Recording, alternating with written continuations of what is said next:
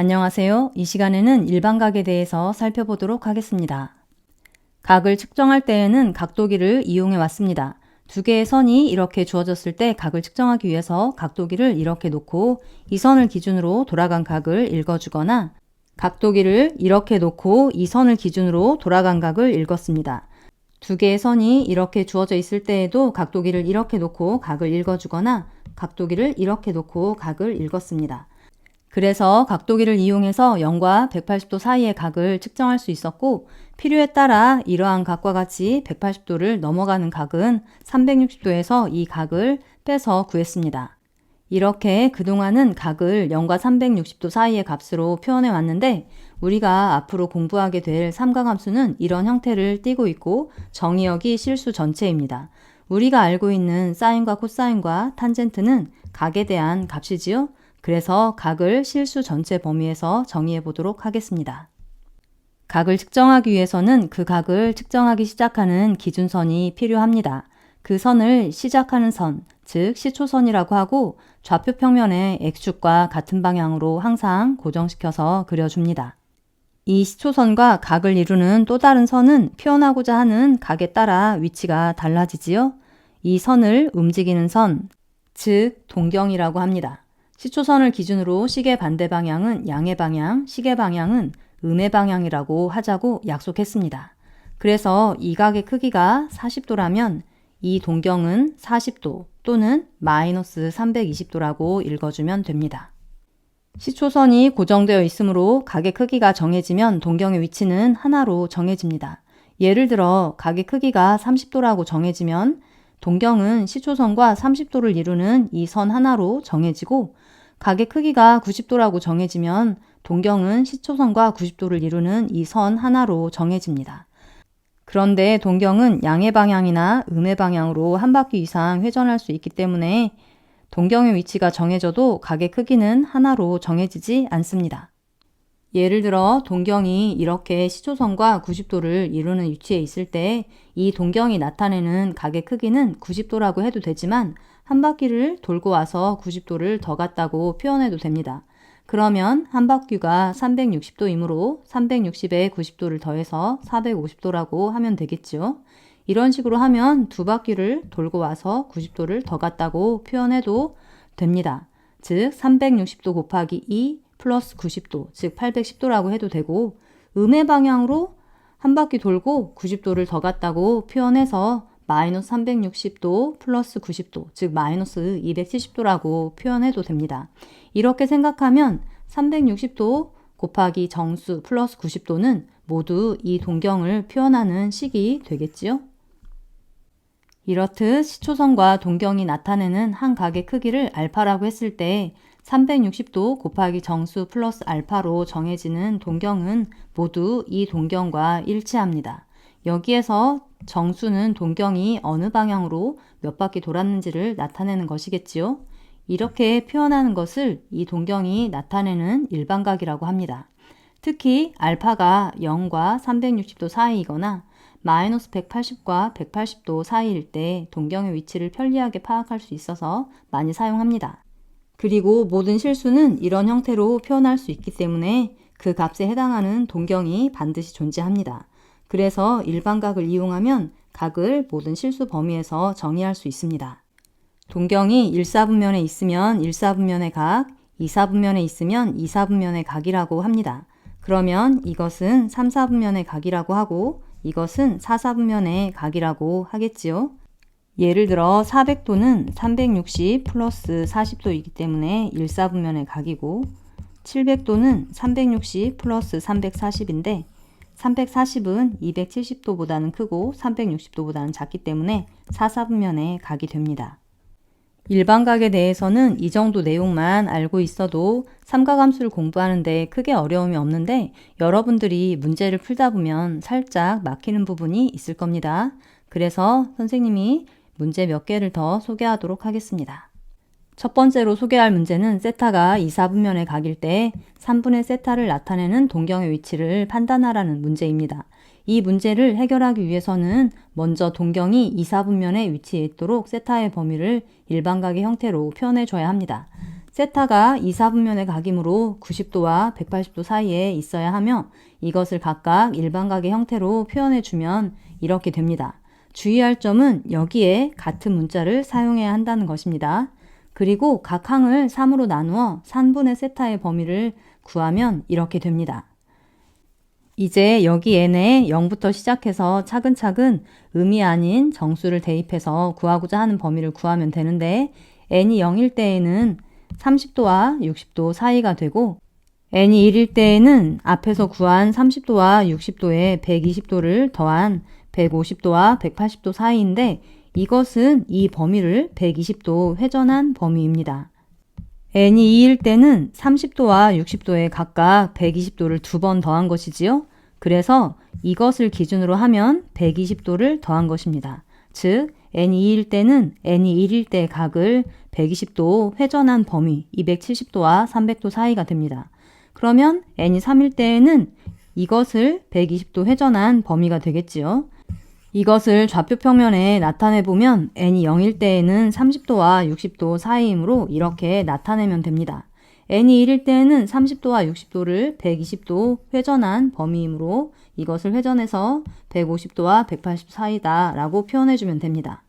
n이 2일 때는 이것을 120도 회전한 270도와 300도 사이지요. n이 3일 때는 이 범위를 120도 회전시킨 것인데 270도에 120을 더한 390도는 360 플러스 30이기 때문에 이 동경과 일치하고 300에 120도를 더한 420도는 360 플러스 60도이기 때문에 이 동경과 일치합니다. 그 다음 n이 4일 때는 이것을 120도 회전 이동시킨 것이므로 이 범위가 되고 n이 5일 때는 이것을 120도 회전 이동시킨 것이므로 이 범위와 일치합니다. 그래서 세타가 2, 4분면의 각일 때 3분의 세타를 나타내는 동경이 속하는 영역을 좌표 평면 위에 나타내면 이렇게 됩니다. 두 번째로 소개할 문제는 두 개의 동경이 y축의 대칭이다 라고 하는 조건을 포함하고 있는 문제입니다. 이 문제를 해결하기 위해서 먼저 y축의 대칭인 두 개의 동경을 그려보도록 하겠습니다. 이 동경이 y축의 대칭이라면 이 각과 이 각이 같겠지요. 따라서 이 각과 이 각도 같아집니다. 이것이 시초선이므로 시초선을 포함하고 있는 각을 알파라고 표현을 해주도록 하겠습니다. 그러면 이 각과 이 각의 크기가 같으므로 이 각의 크기도 알파가 되겠지요. 이 두 개의 동경 중에 하나는 세타가 나타내는 동경이고 하나는 5세타가 나타내는 동경인데 세타를 어떤 것으로 잡아도 상관은 없습니다. 근데 문제에 너무나 명확하게 2, 4분면에 있다고 했으니 이것을 세타, 이것을 5세타라고 잡도록 하겠습니다. 그리고 5세타와 세타를 각각 일반각의 형태로 표현해 보도록 하겠습니다. 5세타는 시초선에서 알파만큼 더 간 동경이기 때문에 360 곱하기 정수 플러스 알파라고 표현을 해주면 되고 세타는 시초선을 기준으로 해서 파이만큼 갔다가 다시 알파만큼 거꾸로 돌아가야지요. 그래서 360 곱하기 정수 플러스 180도 마이너스 알파라고 표현을 해주면 됩니다. 이 두 개의 등식에 사용된 문자가 세타와 n과 m, 알파 4개인데 식은 2개밖에 없지요. 우리가 구하고자 하는 것은 세타이고 m과 n은 정수입니다. 그래서 알파를 소거하도록 하겠습니다. 이 식을 1번식이라고 하고 이 식을 2번식이라고 하면 알파 앞에 부호가 다르기 때문에 1번식과 2번식을 더하면 알파가 소거가 됩니다. 1번식과 2번식을 더했을 때 좌변은 6세타가 되고 우변은 360 곱하기 n 플러스 m 플러스 180이 됩니다. 그런데 여기서 n과 m은 모두 정수이지요. 정수 더하기 정수는 다시 정수가 되므로 우변의 형태를 360 곱하기 정수 플러스 180이라고 표현해주면 됩니다. 그러면 우리가 구하고자 하는 세타는 60k 플러스 30도라고 표현이 됩니다. 여기 k에 정수를 대입해서 90도와 180도 사이에 있는 값을 찾아주면 됩니다. k에 0을 대입하니 세타가 30도라 이 범위를 만족하지 못하네요. k에 1을 대입하면 90이 되어 역시 만족하지 않습니다. k에 2를 더하니까 120 플러스 30, 150도가 됩니다. 150도는 이 범위 안에 있으므로 우리가 구하고자 하는 조건을 만족합니다. k에 3을 대입하면 다시 150도에 60도가 더해져서 210도 이 범위를 벗어나고 그 다음 K에 더 큰 수를 대입하면 이 각보다 더 크기 때문에 이 범위를 벗어나게 됩니다. 따라서 우리가 구하고자 하는 세타는 150도밖에 없습니다. 이 문제에는 두 개의 동경이 Y축에 대해서 대칭이다 라고 하는 특수한 상황을 포함하고 있습니다.